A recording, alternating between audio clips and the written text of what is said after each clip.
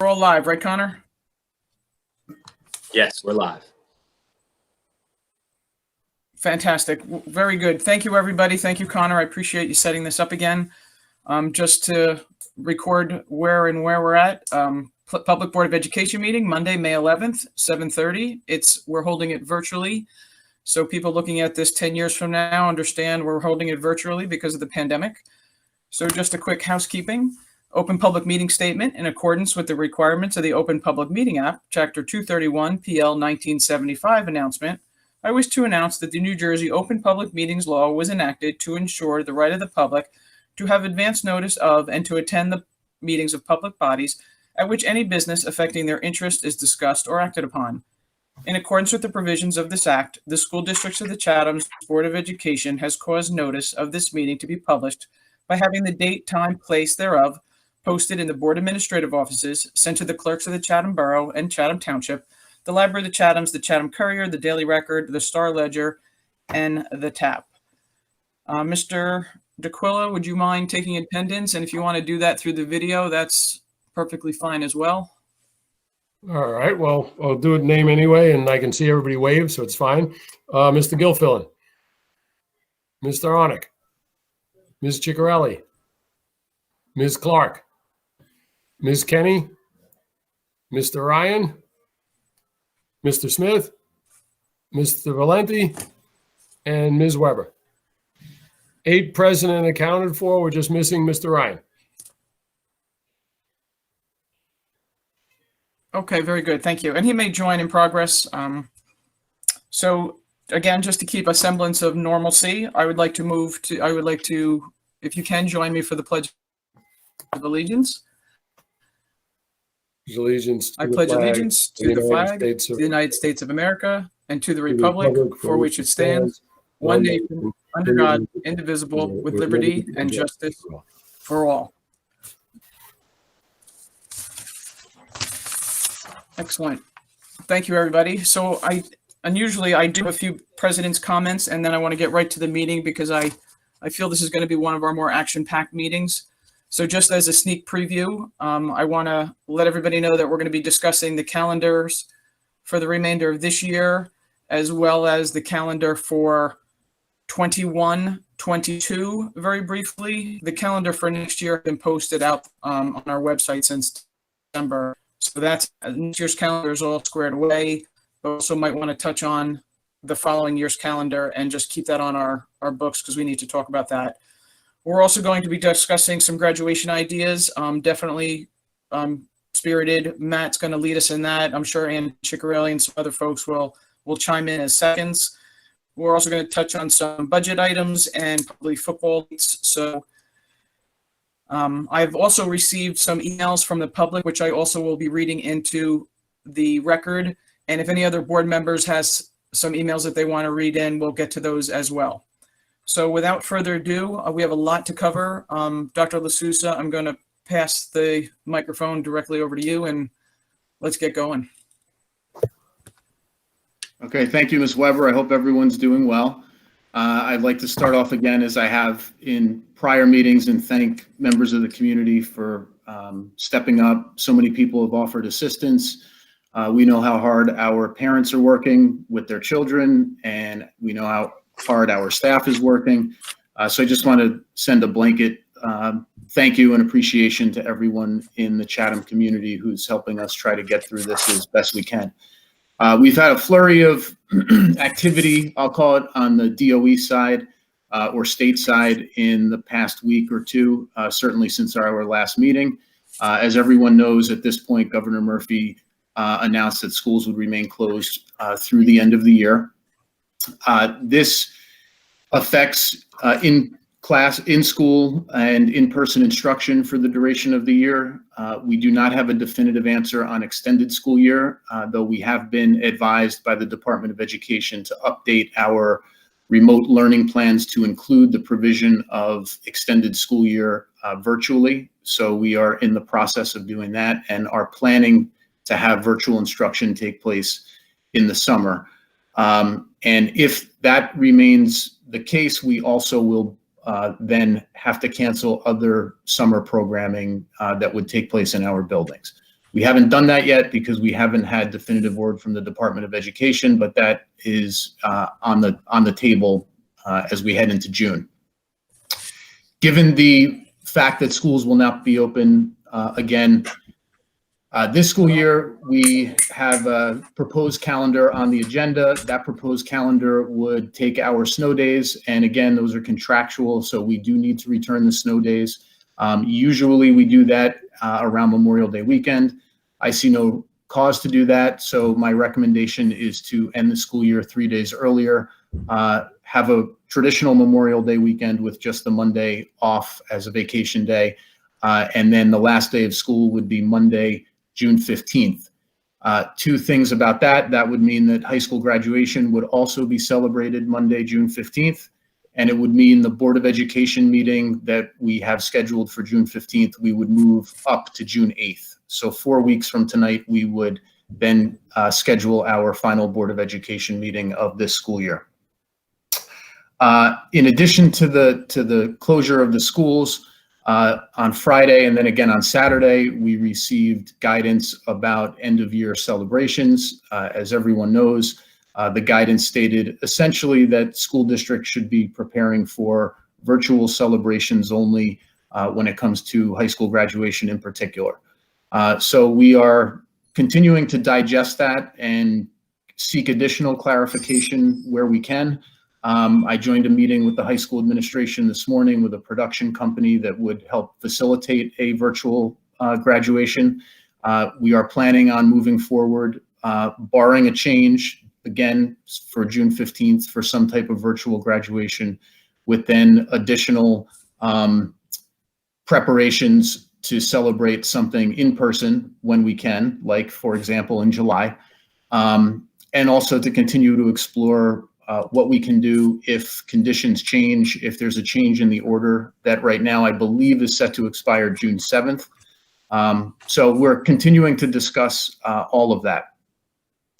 Apart from graduation, I also want to mention that we are working with our health departments to find a way to coordinate the return of student property to students and parents, because our schools are filled with student personal belongings. At the elementary level, they're in desks and cubbies and spaces like that. And at the secondary level, they're in lockers predominantly, but also athletic lockers and potentially some other locations. So we're trying to find a way where we can do that and abide by all of the social distancing and other guidelines that we need to adhere to.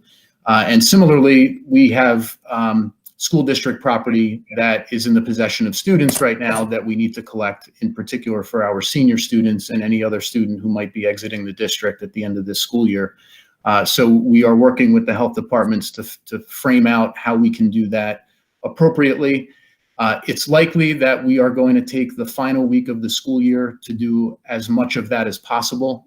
The reason why we need to wait at least to collect school district property is that the students are using the Chromebooks and the materials in order to follow along from home with their schooling. So it's not as simple as it usually is, where the kids can bring back their textbooks in the final 3 days of school or the final day of school, and we collect them lickety split. It's going to be much more time consuming. We're probably going to have to schedule groups of students, first groups of students either alphabetically or by homeroom or what have you, and then break that down further into individual students entering the building or dropping something off outside. So there are a lot of details we have to work through, but the point is simply that the final week of school is when we're going to try to do as much of that as possible, because we recognize once we take the materials back, we're very limited in how we can provide instruction as well as we're doing now. So I think that's it in terms of the nuts and bolts on the horizon. The other thing I'll just mention, this was a topic for half of our curriculum committee meeting earlier tonight, is that we're looking toward next year. We don't have answers yet, obviously, from our Department of Education or the state of New Jersey, but there's the very real possibility that school will look different whenever we do return to school. And we are, again, trying to take in what we see other countries doing, what we see in the American Academy of Pediatrics guidelines issued last week, what some other states are doing to prepare as they look to the fall. And there is a lot of complexity and a lot of uncertainty and a lot of newness to what we see out there. So we've begun to start to prepare for that, and are hopeful that the further we get into the summer, the more definitive answers we have from the Department of Education and the Department of Health and any other entity that's relevant in the conversation, so that we can make appropriate arrangements to get school up and running as soon as we can when the fall comes. I think that's it for my report as of now. And again, Mike, I know you've touched on it with us, not just opening school, but we also have to plan for the contingency of, folks, maybe a second wave, people getting sick, teachers getting sick. What does that look like too if we have to reel back in, say, October? So I know it's extremely complicated, and the number of scenarios we have to plan for is daunting. But more to follow. Keep us in the loop. Keep the community as best in the loop. I know information is slow coming down from the Department of Education, and that's been extremely frustrating. I believe that will get better very quickly, because all of these scenarios not just cost money, but also time and resources that we could have been spending on the final plan versus working on 12 different plans. So hopefully, as we scream as loud as we can to our legislators that we need definitive answers, even things like fall sports. If the state is canceling fall sports, we need to know that sooner rather than later, because it's very costly to begin those programs, to hundreds of thousands of dollars, literally, if we start those programs. So I know more to go, but we really need to stay on top of the legislation and getting definitive answers. Does anybody else want to comment on that? I touch on graduation a bit further down the pike here on the. No, okay. We are going to move over to Peter. Peter, Business Administrator's report. Did we lose Peter? Oh no, there he is. All right. Yeah, just for a quick construction on tonight. Last Wednesday, we had the bid opening for the middle school nurses restroom renovation, or ADA compliance. The architect and the attorney did approve the low bidder, so there's a resolution on the business agenda tonight. And the good news is the bid was below budget, so that's always a good thing. Not really much of an update for the middle school auditorium.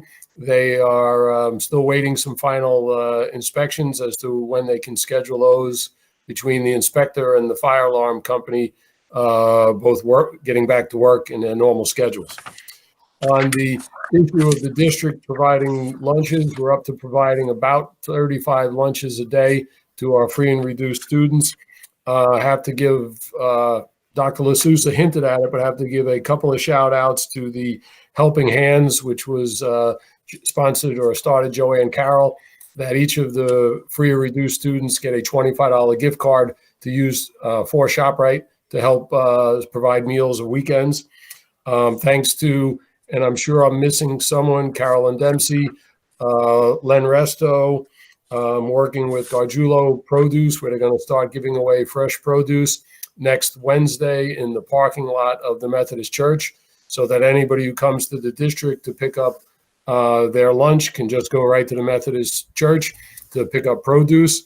And special thanks again, adding into that, to Bridges Outreach, which is, and I apologize for the potential mispronunciation, Laura Bojanski,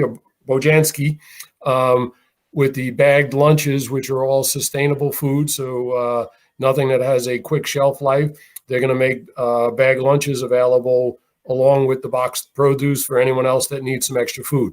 So the community of Chatham, I mean, every time you see something and you say, wow, these people are amazing, they just outdo one another. So it's like you get one group doing something and another group, I know their intention is it, but they like try to do one up, and they just keep going and doing incredible things for all of the residents. So it's just a pleasure to watch, and it's seeing the heartfelt caring in the community is incredible. And that's all I have unless there are any questions.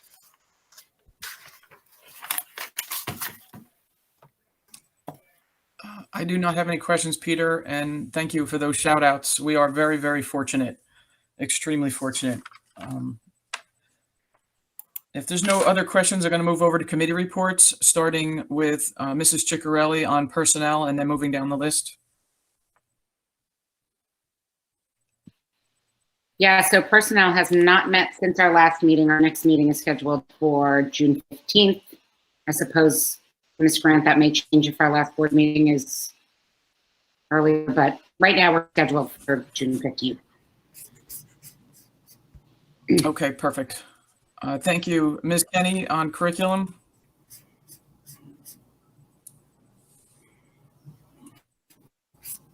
Yes, curriculum met before the start of this meeting. As Mike mentioned, we did talk a lot about the potential of what was going to happen for next year, but unfortunately we don't have any guidance from the DOE. So a lot of it is just, a lot of things are under discussion, as he highlighted. And then secondly, we had a presentation from Karen Leister and Lisa Latarullo. They began an assessment of the student well-being initiatives that they were undertaking, and they're working on revisions to the curriculum focusing on Chatham Middle School to incorporate some items of mindfulness, gratitude, and healthy relationships. I should caveat that the assessments were done pre-pandemic. I think most of these items are all still very relevant, but there'll still be some tweaking, I think, in light of what's been happening with the no school. Yeah. Thank you. Thank you, Lada. Just a question on the calendar for Dr. LaSousa or Lada, if you know, the change in calendar where we're going to appropriate the snow days and just end the school year earlier, do we need to vote on that this evening? Or are we going to pass that in a different resolution? Is that on the calendar? Is that on the agenda rather? I believe it's under the curriculum part of the agenda, C3. Okay, great. That's why I was asking this during this part. Okay, perfect. Excellent. Then we're going to move on to finance and facilities with Mr. Gilfillan. Yes, we met last week on whatever this is, Yahoo, I don't know what kind of system this is. Basically, all the focus is things that are going to be on the agenda later, which is the refunds for different paid programs that we have during the year, kindergarten, busing, etc. We just basically asked the administration to go back with as fair a number as possible, and then we'll deal with any appeals at a later time. So they'll be on your agenda later to vote on. And then basically from there, we spent a lot of time just discussing what the potential is for a cut in state aid. We asked the administration just to run scenarios anywhere from a 100% cut to a 75% cut to a 50% cut, and just basically look at it from perspective of how do we move forward, losing worst case scenario all of our state aid. You know, how can we move forward? How can we continue to drive an excellent product in this scenario? The sad thing is we live in, just like everything else, we have no idea what the state aid response is going to be. I think the bigger issue is that we won't know until August 1st. Mike, give a thumbs up. Is basically we won't know until very late. So it's very difficult to try to budget things. It's very difficult to look in terms of where we would potentially need to cut based upon a state aid reduction, and all we can do is literally model things out and then adjust very quickly come the time frame when we do get what I would expect to be, looking back in 08-09, a reduction in state aid. The bigger thing is that no tax collections really occur from a paid-in basis until July 15th, so I'm not even quite sure what the state's going to know what the coffers are come August 1st. So it's going to be an interesting time. But the only positive thing I would guess out of it is we've been through this before in 08-09.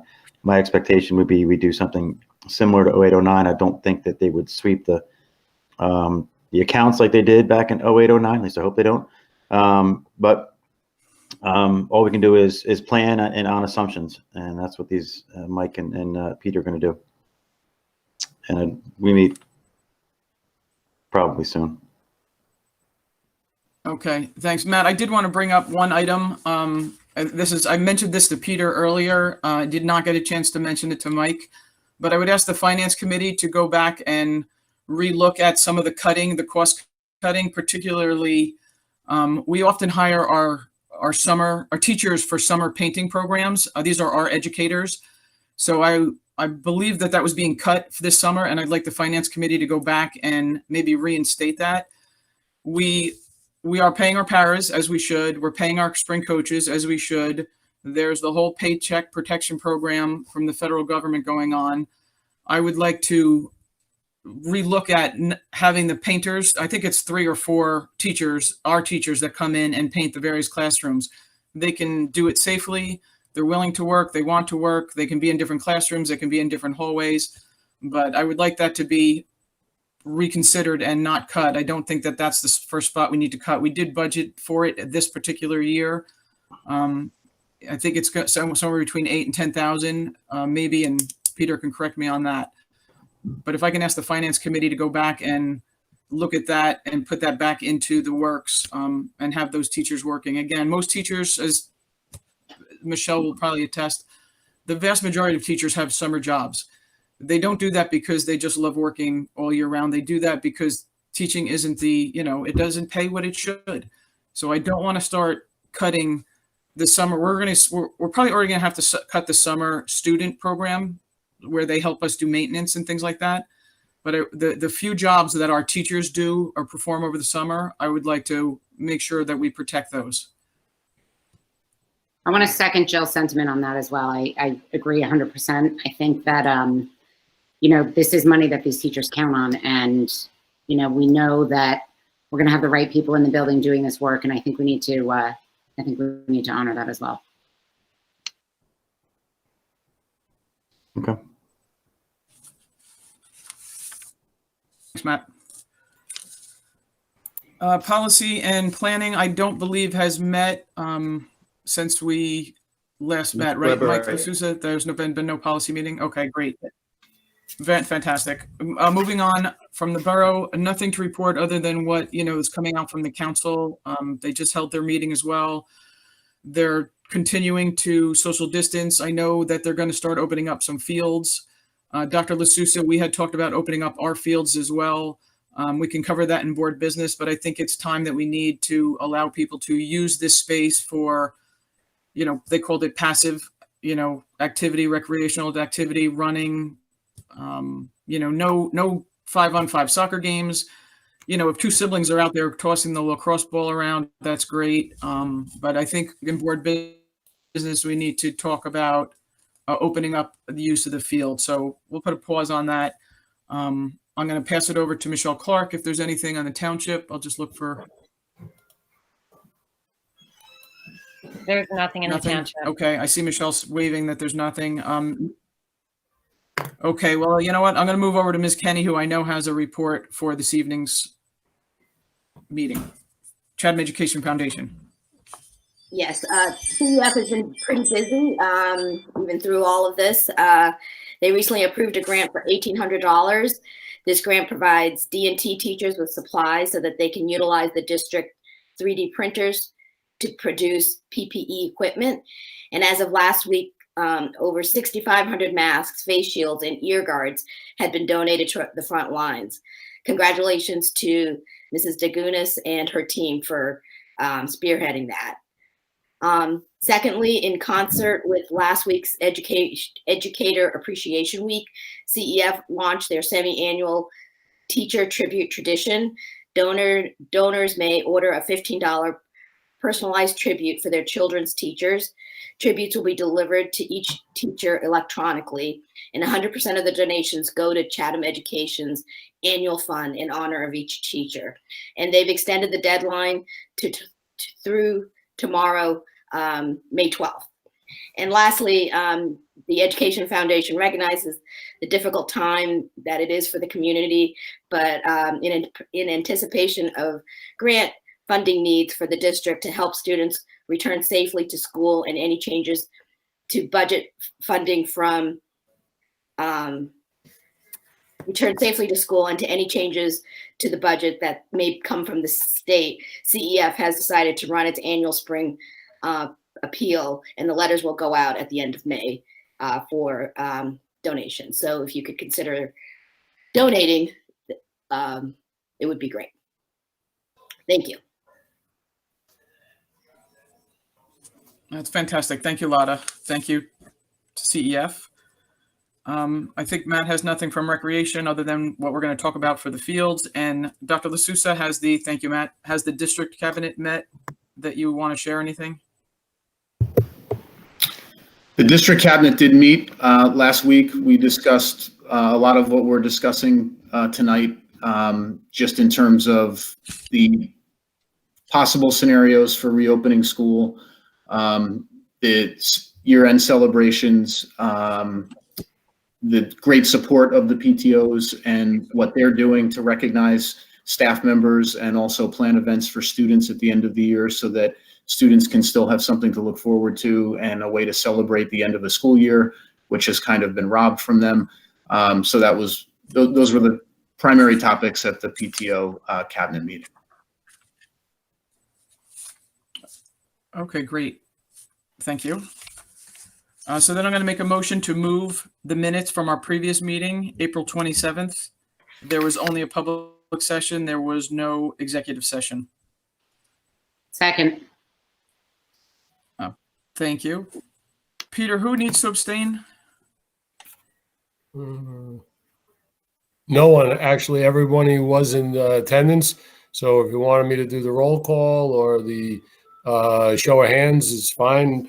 Mr. Gilfillan, Mr. Onick, Ms. Ciccarelli, Ms. Clark, Ms. Kenny, Mr. Smith, and Mr. Valenti, and Ms. Weber. So it looks like I have an 8-0. Sorry, the minutes from 4/27 pass. Excellent. Thank you. We're going to move on to the public commentary section. And virtually the way we have to do this is we're going to read in emails that we received from the public. And so I'm not going to read the public hearing notice since there's nobody dialing in. I just wanted to poll the other board members. Did anybody else receive emails that they will be reading into the record? Anne? Okay, very good. Anne, you want to go first then? You have two? Excellent. Then Anne, if you don't mind, would you read yours into the record first? Sure. I'd be happy to. We can then talk about all of it at the end. Sure. Thank you. Okay, my first email comes from Kelly Carney. She is a borough resident, lives on Washington Avenue. Regarding work for the rest of the year for seniors, if there will be no senior project in lieu of the internship, about this idea. Seniors go to mandatory Zoom/Google Meet, any virtual group classes in lieu of homework assignments. Gives them a way to see each other and also have some structure to the day. They can do work together and discuss things. Maybe they go to virtual school, something like 10 to 11 or 12 to 2 every day. Thanks for your consideration and time. So that's from Kelly Carney. And then the other email that I received is from Kathy Eckert, who is also in the borough. I have observed conversations in Facebook community boards suggesting drive-through graduation or virtual graduation. As a parent of a senior, I do not support either of those alternatives. I would hope that our school district could wait to make a decision about graduation until at least after the state of emergency order expires the first week of June. The governor has been quoted in saying there is a good chance that beaches will be open by Memorial Day. If the public can social distance at the beach, I would think Chatham High School hold a graduation ceremony at one of our school fields for graduates and parents while observing social distancing. So those are the two comments that I received. Excellent. Thank you, Anne. Okay, then I also received 1, 2, 3. The first one is from Amy Reale, who is the Chatham Borough representative for Chatham CPAG. And she asked me to read a note of thanks to our teachers and staff and parents. So to all of our special education teachers, paraprofessionals, and case managers, Chatham CPAG would like to thank the teachers and case managers who ensure that our children have equal access to learning every day, whether they are in physical school buildings or learning from home. Oftentimes, the academic and behavior support our children need involves a special level of care and understanding, an ability to look creatively at unusual challenges, and a unique ability to value the special, in quotes, in special education. Now more than ever, we are your partners, and we know how difficult it can be to achieve all of these goals. We want you to know that we appreciate the extra check-ins and circling back and the perseverance to make such a large shift in the middle of a pandemic. So thank you, Amy, for the note of thanks. The second item I received is from a high school senior. My name is Dean Ciccarelli. I hear his mother is a real shrew. My name is Dean Ciccarelli, and I am a senior at Chatham High School. Under the most unfortunate circumstances, the class of 2020 has been robbed of a senior year. Students, parents, and teachers have put in so much time trying to do things to make this a little better, and we couldn't appreciate it more. At the end of April, some of our seniors and I put together a proposal to have a senior project in place of a senior internship. Senior internship is something that so many of us look forward to, and it is such a shame it is not happening. This senior project has been put in place by many other schools throughout the state to help the senior classes. I know that Ms. Simon Fay, who often helps with the senior internship, has put in countless hours to try and get this done for the seniors. Unfortunately, we heard this morning that the group of teachers was told no by our administrators to carry out this project. I feel as if other schools locally are capable of this, then there is no reason Chatham wouldn't be as well. I think that I speak for a lot of seniors that the things that we as a school can control to help make these times enjoyable should be done. Things that can't happen, such as a public graduation or something, is not under our control. Thank you. That was from Dean Ciccarelli, a very active and involved senior. So when he says I speak for many, he's not kidding. So then I did receive my last item was from Mr. Paul Craig, and I think this requires a little backpedaling. So I received an email requesting to have an email read into the record during the public commentary, but it was a follow-up to a question at a previous meeting from April 27th. So for context and continuity, I would like to read the previous question first and then the follow-up. So the previous question was relative to student activity fees at Chatham High School. I'm concerned that the fees appear to be commingled with general funds.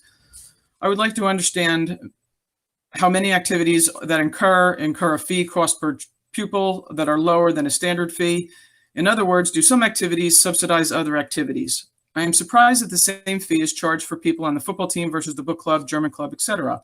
While I understand that students frequently participate in multiple activities, I think it's quite possible that a small percentage of students realize the entire subsidy of our taxes, football team, ice hockey team, etc., and other students, the book club, film critics club, are paying more than the cost of their activity. Further transparency on the distribution of fees collected and the disbursement of expenses on the associated activities would be appreciated. Now that was from Paul Craig, 91 Myersville Road, at our last meeting.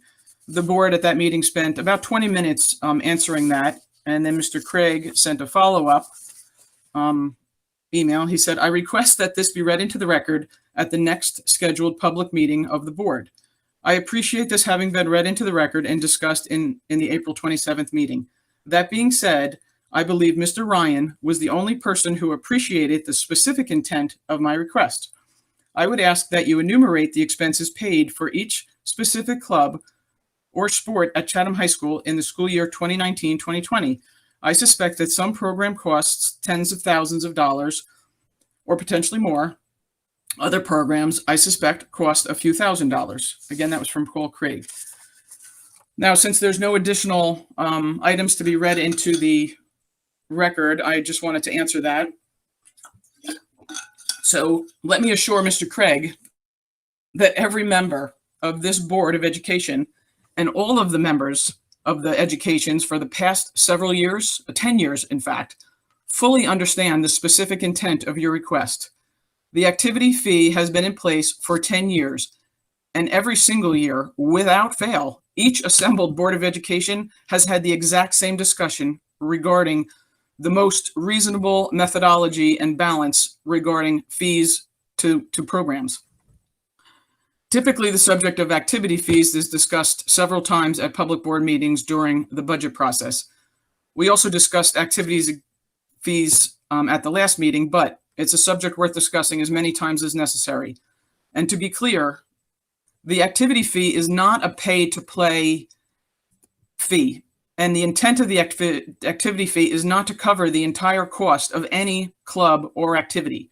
The activity fee goes into the general operating budget, and the intent of the fee is to offset some of the expenses and the operational cost for the students who participate in the high school activities, for them to pay a fee to provide some relief for households who don't even have students who attend the high school.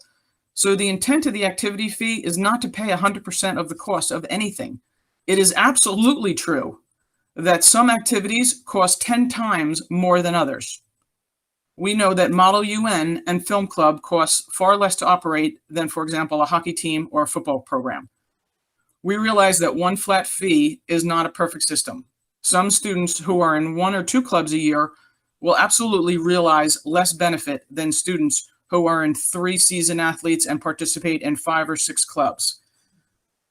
We have discussed many different approaches and a variety of tiered pricing structures. The real challenge, as Matt has mentioned, at least for the last 9 years, is that about 95% of students at the high school participate in anywhere from 1 to 10 activities a year, and those activities take place at different times throughout the year. They often overlap in activities as well. So tracking 1,100 students' activities throughout the year would require administrative overhead. So in order to execute a more elegant or tiered approach, we would have to hire an additional staff member to track every student's activity throughout the year and then track down and collect fees from those various students. So we understand a flat fee approach is not perfect, but we have found it to be the most balanced without incurring additional costs to administer a fee collection. And I'd be remiss if I didn't mention Michelle Clark's point, which she has mentioned every year, at least for the last 7 years, that since the inception of the activity fee 10 years ago, the board and the administration has made it clear that any student who is unable to pay an activity fee for any reason or no reason at all, they will still be able to participate in all activities that they wish to participate in. So I'm going to pause if Mr. Gilfillan wants to add any clarity, or if any other board member. So if Matt, if you'd like to add anything.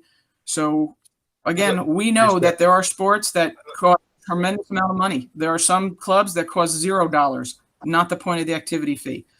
So Sal, go ahead. I've been on prior finance committee meetings where we discussed costing out cost per pupil for different activities, different sports. And it's without a doubt true that some activities per person cost more than others. But we don't only make these decisions for dollars and cents. There are some sports and activities that cost quite a bit per capita per student that uses them. But we still make those available because we're taking into account the welfare and the other potential outlets for those specific targeted students. So it's not an easy decision. Rest assured, the Board of Ed and the administration does look at minding its P's and Q's regarding costs of all these programs. But if we start going down a rabbit hole, we can, why stop at clubs? Let's talk about classrooms. Chemistry is more expensive than reading literature. Maybe people who take chemistry or an elective in chemistry should pay more than someone who's reading Chaucer. It can get, I'm making it sound silly because it is. So anyhow, I'll step down. I just think, I think we've addressed this ad nauseum each year. I don't know why we're doing it in the middle of a pandemic, but so be it. I just want to add something to what Sal said. You know, we do have certain clubs and teams that certainly don't cost as much as others, but there are times when they do. And one example would be our academic team that I think 2 or 3 years ago went to nationals, and we had to send a group of students and teachers to the national. And this involved it was at a cost, and that's part of that activity fee. So those students had paid that activity year after year after year. That team went to nationals we got them there, and it's because, of the contributions that they made and the contributions of the district. So there are times when certain clubs or things will cost more money than others where they haven't. And that was an unexpected event that they went as far as they did. And we were happy to send them where they went and allowed them to continue on. And Sal and Jill, I just want to add that, like we're seeing now during this current pandemic, we can't always put a price on the greater good. I think the takeaway message here is that everybody who needs to have a fee taken care of to participate has that happen through the system, and we allow that. So to be subjective to Sal's point and your point and Michelle's point, to try to measure everything and put it on a spreadsheet. Well, unfortunately, as we're seeing now, part of being in a community, you can't always measure, everything, and you aim for the greater good. So that's what we're trying to do. We've talked about this quite a bit ad nauseum, if I may, and I just want to echo all of your sentiments. And, I want to thank you, Jill, because I've seen all the time you've put in prior to me, as I arrived on the board and during this process with this issue, and we have to keep revisiting it, and time is of the essence. Thank you.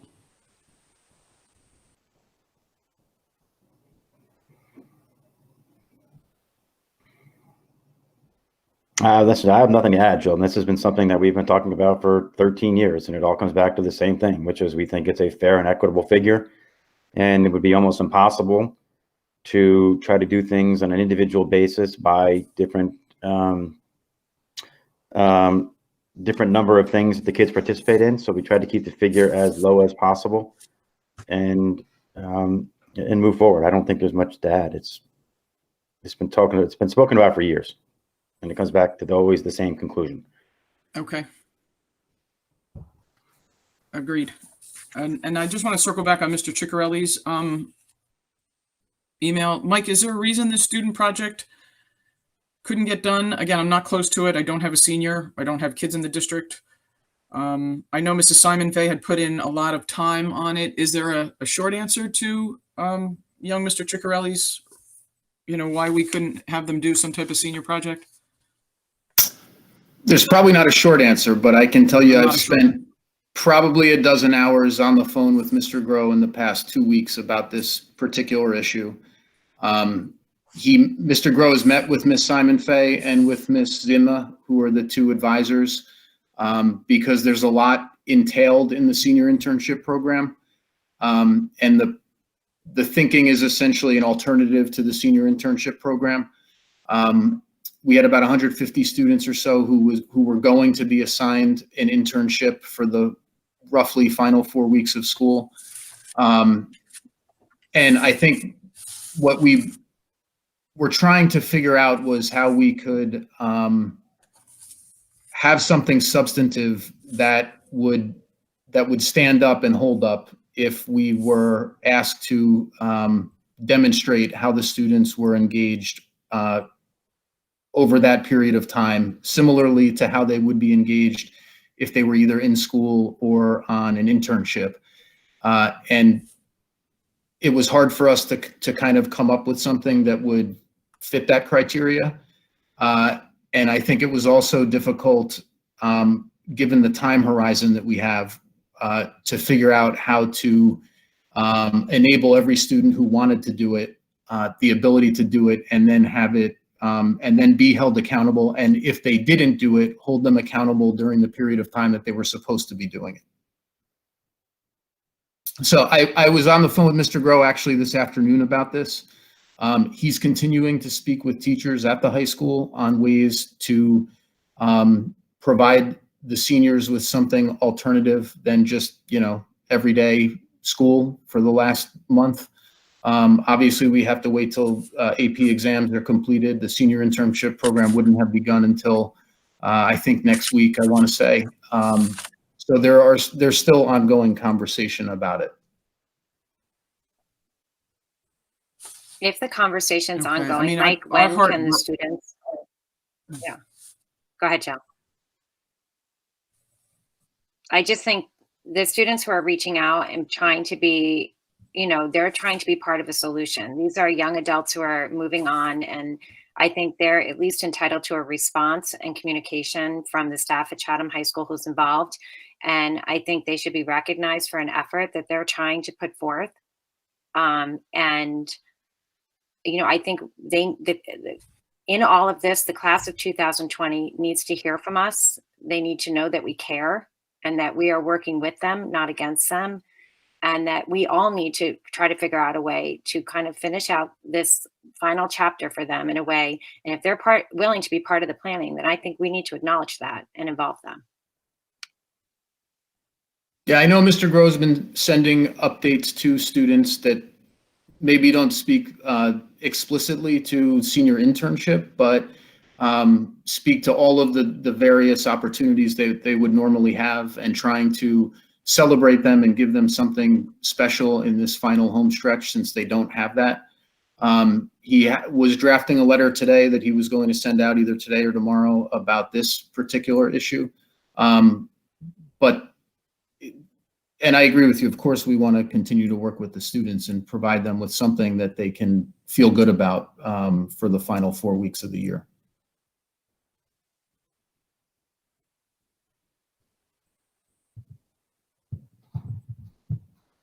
I just want to acknowledge that our heart actually breaks for the senior class. Not only, I mean, Dean said they're getting robbed. That's an understatement.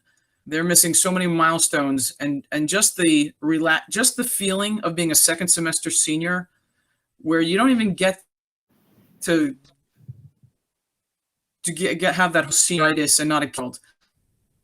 Their semester is in the middle of a pandemic. I mean, it's unfathomable. Anything we can do to help them, and Matt's going to talk about graduation ideas a little bit further on, but not only are they getting screwed out of their senior year, they don't even know what their freshman year or their first entry into the military or into a working environment, if they chose to go that route.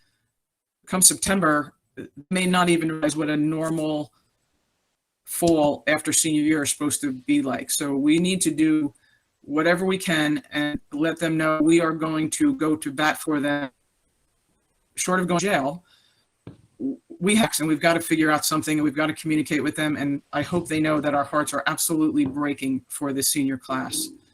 So we'll hold off on the graduation stuff and year end, and Matt will lead us in that. But again, we don't take this lightly. We're not trying to be flippant. Our hearts totally break for you.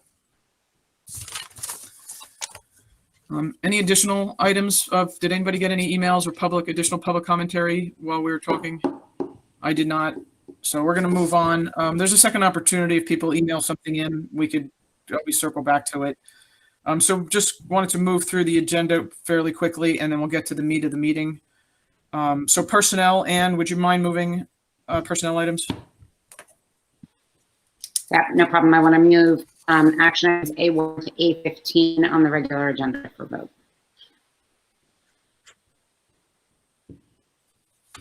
Second. If there's no questions, Peter, can you just go through the roll call, and we'll just lift our hands just for expedience and the record?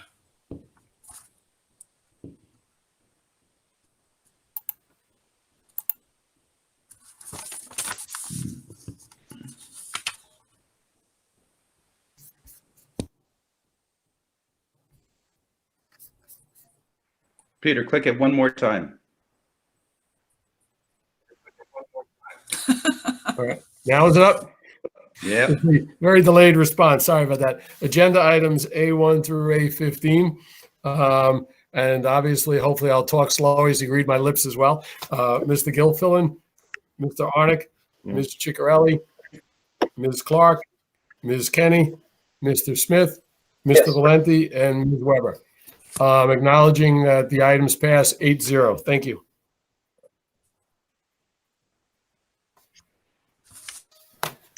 Moving over to finance and facilities, Mr. Gilfillan.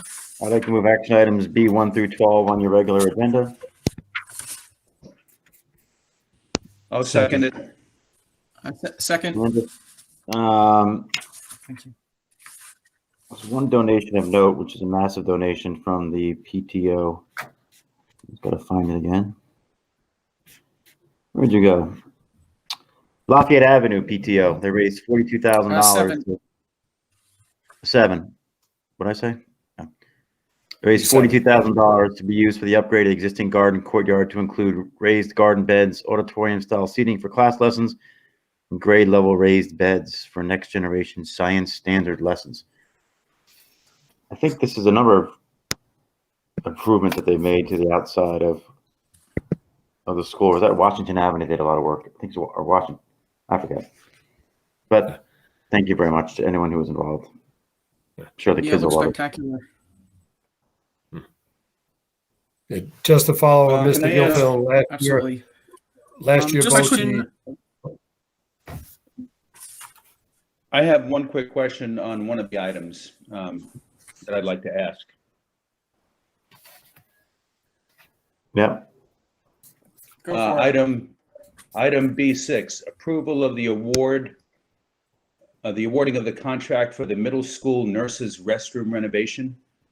We're going with the lowest bidder, which is convention and is the law.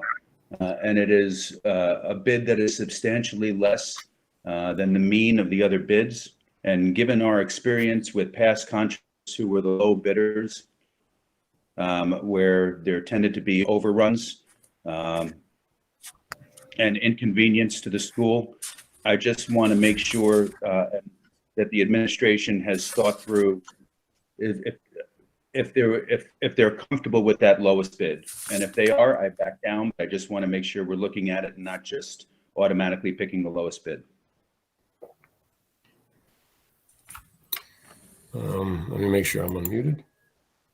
There's not much we can do. I mean, these are all, the process is there are state approved construction entities that have, I'm not quite sure how detailed the process is, but they are approved, and thus it goes to the lowest bidder. I mean, I don't even think if we like someone and even was $10,000 more, I don't think we are capable of going with that higher bid. So we just have to literally live within the confines of the law and go with the lowest bidder.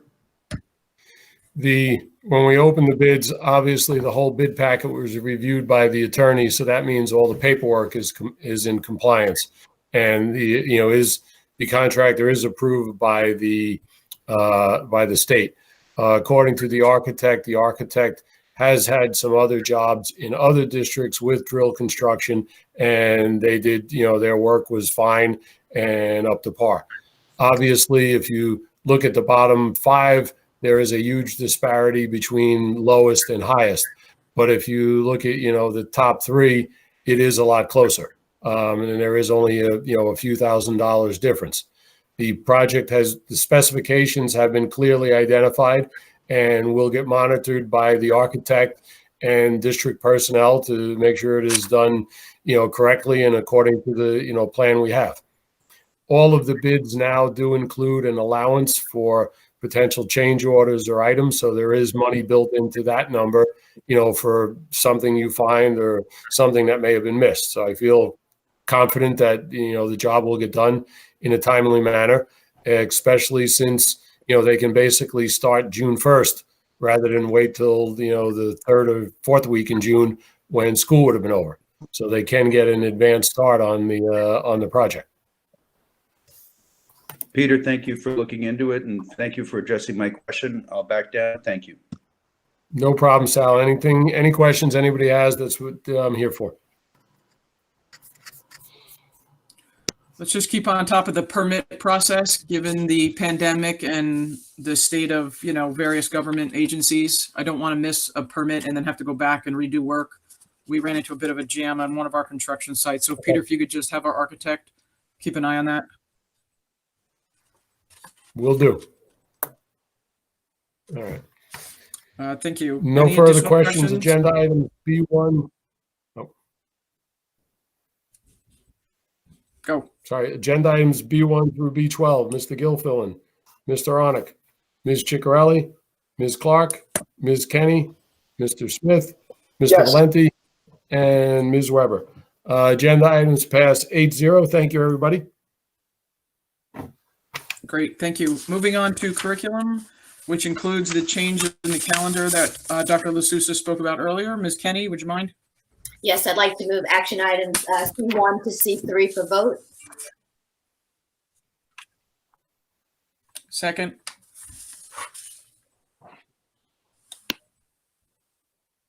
Again, just to recap, so everybody's, in case somebody joined us late, we are voting to end the school day, the school year 3 days earlier by applying the snow days at the end of the year and not applying them on around Memorial Day weekend.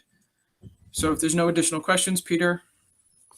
Sure. Agenda items C1 to C3. Mr. Gilfillan, Mr. Onick, Ms. Ciccarelli, Ms. Clark, Ms. Kenny, Mr. Ryan, Mr. Smith, Mr. Valenti, and Ms. Weber. Agenda items pass 8-0. Excellent. Thank you. We do not have any policy items, which brings us to our board business. If I could just ask Mike and Peter, would you mind sending the board around again the 2021-22 calendar?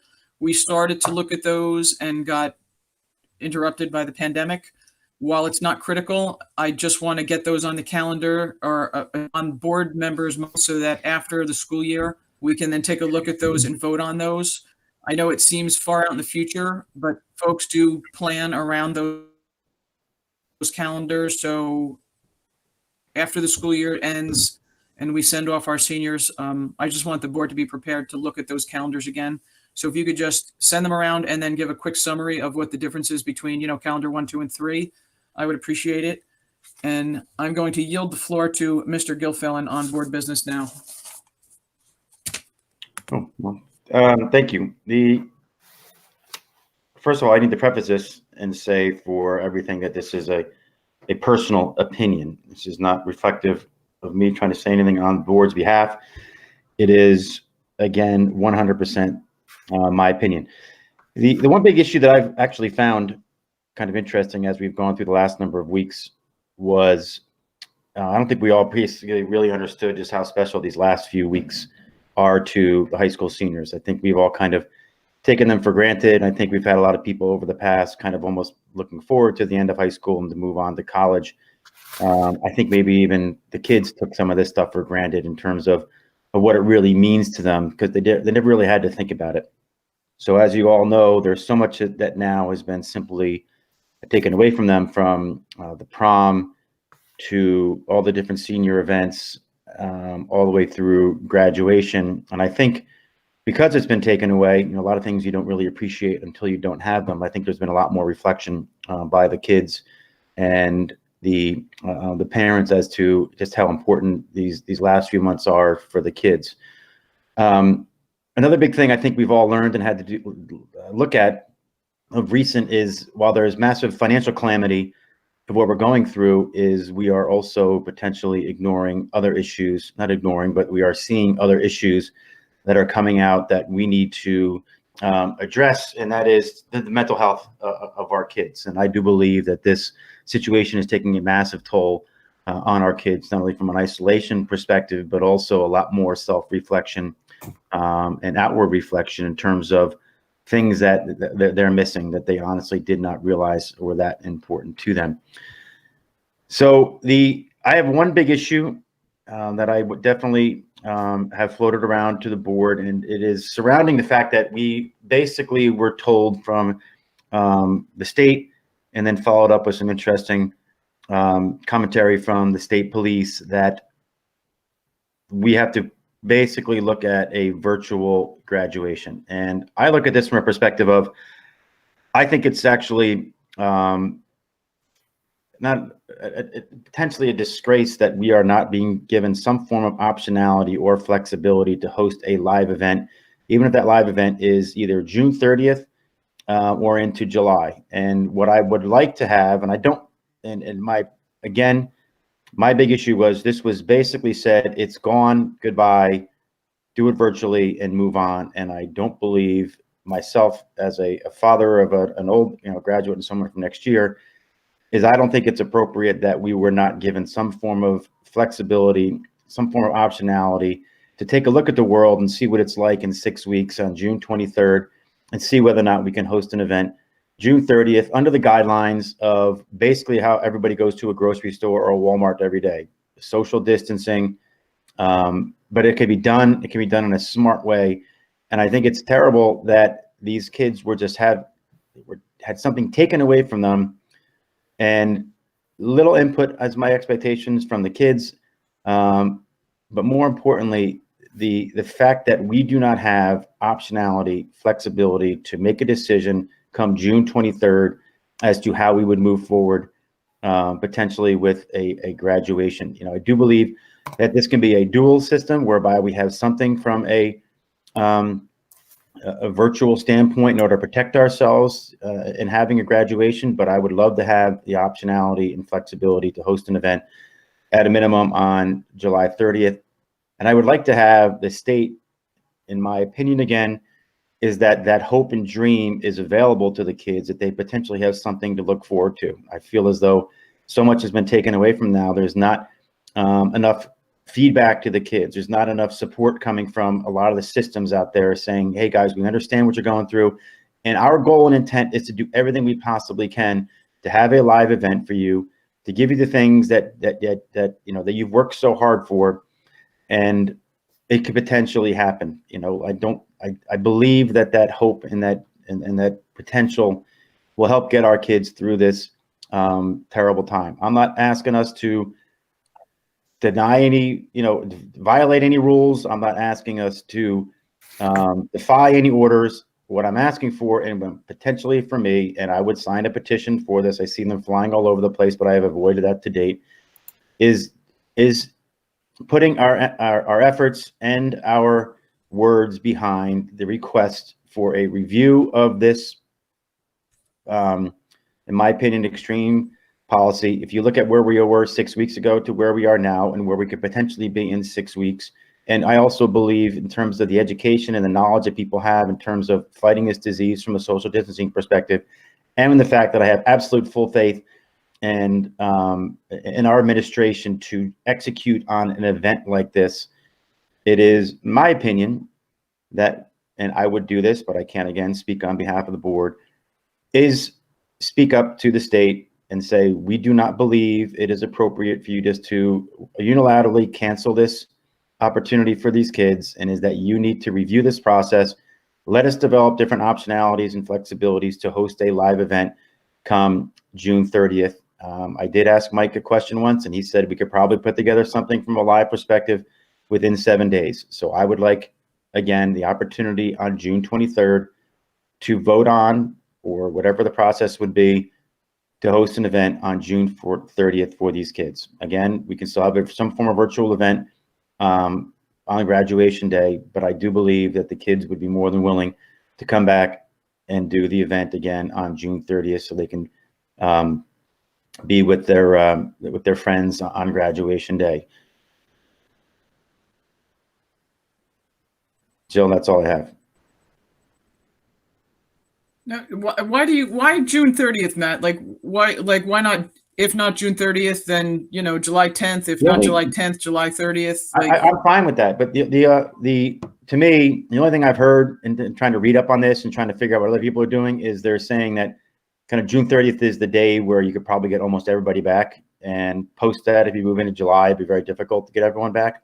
Listen, it's not a perfect solution. We probably won't get 100% of the people back, but I think the optionality of doing it earlier rather than you move into the summertime will give us the best attendance. I mean, you see people, places. And I'm absolutely all in favor of getting together plans. I'm not asking for anything. I'm in favor of doing whatever we can to get the seniors together. I want the state to give us the optionality that something can be done, because all I hear is, oh, it's basically goodbye, see you next year, and I don't accept that. And we're not going to see them next year because they won't be here. What's that? I said we won't see them next year because the kids will be gone. You're great. Yes, 100%. Yeah, and my feeling, and I just want the community and I want the graduates for the class of 2022 to know that I speak for myself, and I've spoken to other board members. It is what came down from the Department of Education and the manner in which it was delivered and the timing of it, to me personally, is offensive. I feel like Chatham is a district that has always done right. We make our state look good. We continue to make great decisions. When they told us, when we went online for virtual learning, the state provided very limited guidance. And what did we do? We did our job, and we did it really well. I don't believe that this board or administration or anyone would put our students at risk or our community at risk. I think we are bound by this decision right now. And I think we have to follow, if this is the executive order, we will have to abide by the order. But I want the graduates to know that we are doing absolutely everything we can to honor you in a way that will be appropriate. And we will continue to find ways. And I hope Matt is right, that we can pull something together live. If it's in July, I will be there in July. If we have to do it over 3 days in small groups, I will be there.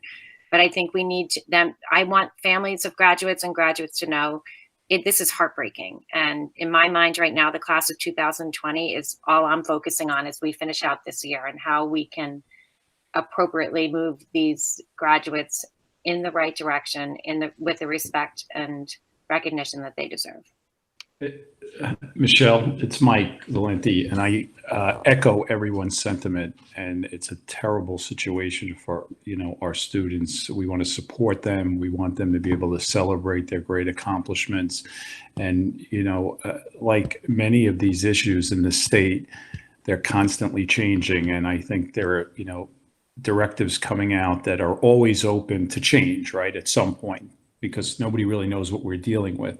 But as we're talking about this, and it's just, popped into my head as, I'm hearing people's opinions, I think from a statewide perspective, a governance perspective, it's so challenging because we may do something very well and, be a community that and a school district that is very proactive and organized.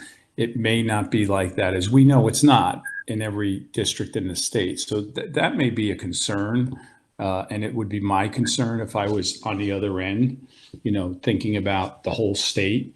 If we were to say, the administrators and the Secretary of Education said, we're going to let everybody celebrate as they want, be careful. There are some districts that may not be as organized or responsible. And I only throw that out for everyone's consideration, because I really didn't think of that until we were just having the conversation. So, but that would be my concern on the other end,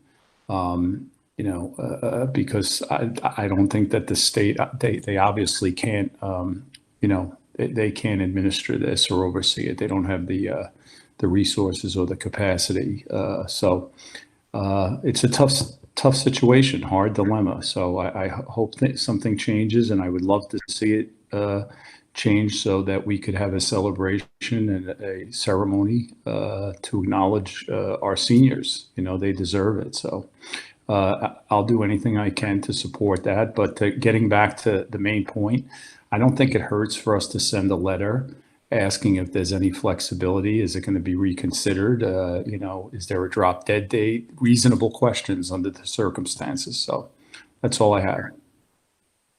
Well, and I just want to add to, I echo Matt and Michelle and Mike's sentiments as well. But, I think the thing that's so frustrating for parents and for us, even as an administration, is that, the governor's rulings are not consistent across the board. He's talking about opening boardwalk, and we're shuffling people through the ShopRite who are, strangers, and we don't know where anybody's been. And they're packing airplanes at Newark Airport with no empty seats. There was an article in the New York Times last night about a doctor who got on a plane from Newark Airport on United and flew to California with not one empty seat on this plane for 5 hours. Like, it doesn't make any sense that, what we're trying to do is not an acceptable form of social distancing, because there's no guidance. And so I totally agree that I think we need to make it known loud and clear that we do not agree with this and that there have to be alternatives. And I think we need to fight for these kids. Whether we get anywhere or not is not really the point. I think these kids and these families need to know that we are behind them 100% and that we will do whatever it takes. And if we have to write letters, and heck, if I got to drive them to Rumson to Murphy's front lawn, I'll do it. I just think at the end of the day, we need to be very clear about. I love the passion and the vigor, but I have to say, as your You're not letting me in? as your colleague and your friend, and your peer, very different situation. An adult making a conscious decision to get into a closed cylinder, i.e., an airplane, than having a school function with a bunch of kids. I'm just saying, because and I'm only saying that because, right, that's the response. If you make a decision that you're going to get on a plane at this juncture and you're an adult, well, guess what? God bless you and good luck. And I hope you're safe. But, I would not make that decision for myself personally if I could help it. But so that's, again, this is great debate. And I think these are huge, valid points. There are no perfect situations here. And quite frankly, I'm as, you guys know me, I'm as critical as anyone. And, but no matter what the governor does at this point, he is not gonna, there's no perfect solutions. Very, so I hear you. That's all. I don't want to ramble. I just wanted to give you my input, and I hope we can get the best case scenario for the students that we can. Dr. L'Souza, this is Sal Arnott, and I'm going to weigh in real quick. I agree with Matt Gilfillan. I think we owe it. We owe an above and beyond effort for this class for how they've been subject to unfortunate circumstances, and it's nice that we can have a backup for a virtual ceremony and something of that nature. But I think that you have a staff, you have a high school principal, you have so many teachers who are so creative and so smart. If everyone puts their head together, I would like to plan for some type of live gathering, just in case it's ready to go. And they changed their guidance June 5th, June 10th, June 15th. It's actually, that's not a bad bet that will happen. So I don't want to be scrambling and be in a situation where we didn't plan for something special for these kids. We should plan and we should be creative, and it could be at Cougar Field and it could be socially distanced, and we can limit the number of parents, and we can hire videographers and photographers to make it special and give them something that they go to college with and remember, yeah, this was a crappy situation, but look how they sent this off. We should plan for that. And we have the creative people who can do that. And if you have a backup where for liability reasons, we don't have any other choice, that's fine. But let's plan for something creative. We are planning just as you described. I was on the phone with Mr. Groh again today, and Connor Henderson, who's organizing this meeting that we're having, was on a call this morning. And Connor's been involved with the high school administration to try to do as many virtual events as we can for the seniors in particular, but everything from the award ceremony to the Bell Awards, we're trying to do all of that in a virtual way. So just like backing up a little bit, a lot of this takes time to plan and organize. So we need to move forward on the virtual ceremony that would happen on June 15th, because if we don't have a plan and we don't contract with someone and we don't put all the things in motion that need to happen to make that successful, then we won't be able to do it at all in just a few short weeks. So we have to do that. We can absolutely pivot. Mr. Groh and the high school administration and I have discussed a date in July, not in June, because we think that more time will give us a better chance, basically. And the order so far in terms of the school closure was no in-person instruction through June 30th. So if the no in-person instruction holds through June 30th, I think it kind of casts a pallor over other in-person stuff that would happen before June 30th. So I think the better bet is a date in July. We can pivot fairly quickly. We rent sound systems. We have to have some things organized with the police, but we already have a type of ceremony that we think we could pull off with social distancing, just like it, is in effect, even better than is in effect in ShopRite and places like that. And we could do that behind the school, behind the high school where we always held graduation before we moved over to Menon Arena, or at Cougar, but probably more likely the high school because the parking is so much better there and it's just easier to navigate. So we are doing everything that you're describing. And then the question will be, when does the state come out with its change? Because even the guidance that we got this weekend, if you read it, the last sentence on all of the memos is, this is the case until it's no longer the case, right? I mean, this order is in effect until this order is no longer in effect. And there is no drop dead date. And even though I think these things have a shelf life of 30 days, they can be changed at any moment. And hopefully they will be changed pretty soon, especially if we get into early June and things look better. Hey, Mike, I'm going to do one more thing. I want to hop the camera real quick. I'm going to show you 3 pictures, okay? First one, that's Jill handing my oldest son, James, his diploma.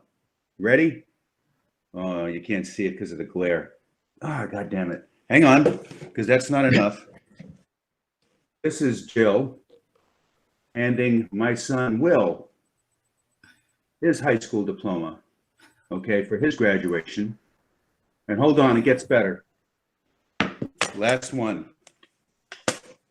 This is me handing my daughter her diploma on her graduation. So I don't know if you can see it. All right. This is a special day for these kids. Michelle is right. Matt is right. We owe it to even bend the rules, to go into the gray, to do what we have to do, to let them know that they're special. That's it. Thanks. Jill And Sal, Mike, that Messages, we're not giving up. Yep. There are a lot of conversations going on with the high school administration and with Mike. I'm wondering if it would be beneficial to have a board representative kind of participate in some of those conversations, to keep, just to have like a liaison. We're certainly not here to oversee or kind of micromanage, but I think this is such an important and critical issue right now. And we all live in Chatham. We have our kind of semi-pulse on the community and what's going on and what's being kind of talked about out there. And I think it would be important at this time if someone from the board was either debriefed regularly on these conversations or take part in them. I pretty much have my pulse on everything in town, FYI. So if you want that person, I'm more than happy to be that person. My nickname isn't Kevin Bacon. My big issue with this whole thing was I didn't want, from a perspective of just taking what we were told by the state and saying, okay, I don't believe that. I don't think that we should do that. So, again, I never wanted to speak on behalf of the board, which we could do from a resolution standpoint. But that being said, I just wanted to make sure that you guys knew that I was going to sign these petitions, be vocal to the state that saying, we don't accept the fact that you just decided with 7 weeks to go before whatever the time frame is, that we are not going to, have this event for these kids. And I would go even farther than this, and would love to do even other events on campus if we could. I'd love to sponsor silly things like, a kickball tournament, certain things that we can do to try to get these kids socially interacting again. And I don't know what they are. To me, I would open up the cafeteria and let them do study sessions under social distancing rules. There's so many things that I think we could be creative on. I think it's probably too difficult to do that with the time frame that we have. But I just feel as though we have to be vocal and try to develop as many social interaction opportunities for these kids, because it's been 2 months and they're climbing the walls, and what can we do to make life better? And that's all I care about. That's all I would ask for. But it's, I just don't believe, again, I would be true to myself if I didn't sit there and say, we need to go back to this governor and the Department of Education and say, I'm sorry, we don't accept unilateral cancellations. and we need to be given either, the flexibility option and move forward in some way. We owe it to the kids to step up for them, and I think this could be a teaching moment for them as well, that they learn to step up in times of need when they're in this, position. Hopefully never, but is that they need to know, and I think they need to know that the Board of Education and the administration is behind them and wants to host this event. I think they need to understand is that we realize it's special and it's important to them. I think if we just stood down and said, okay, Governor, whatever you say, I think I'll be sending a bad message to the kids that, we don't care and that we're not going to fight for them. So this is why I asked for this. And that is, again, my opinion.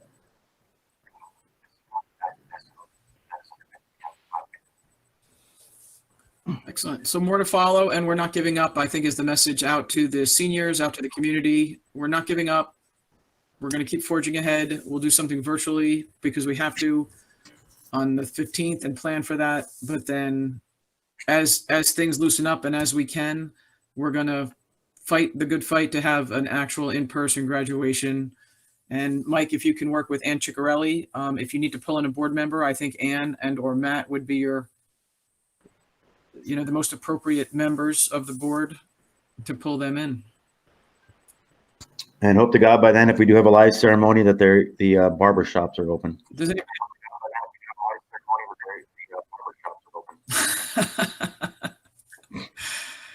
I second that, Matt. My hair hasn't been this long since middle school. But Hey, Matt, I just want to, does anybody else have any additional items, board business, anything we've already covered or anything new?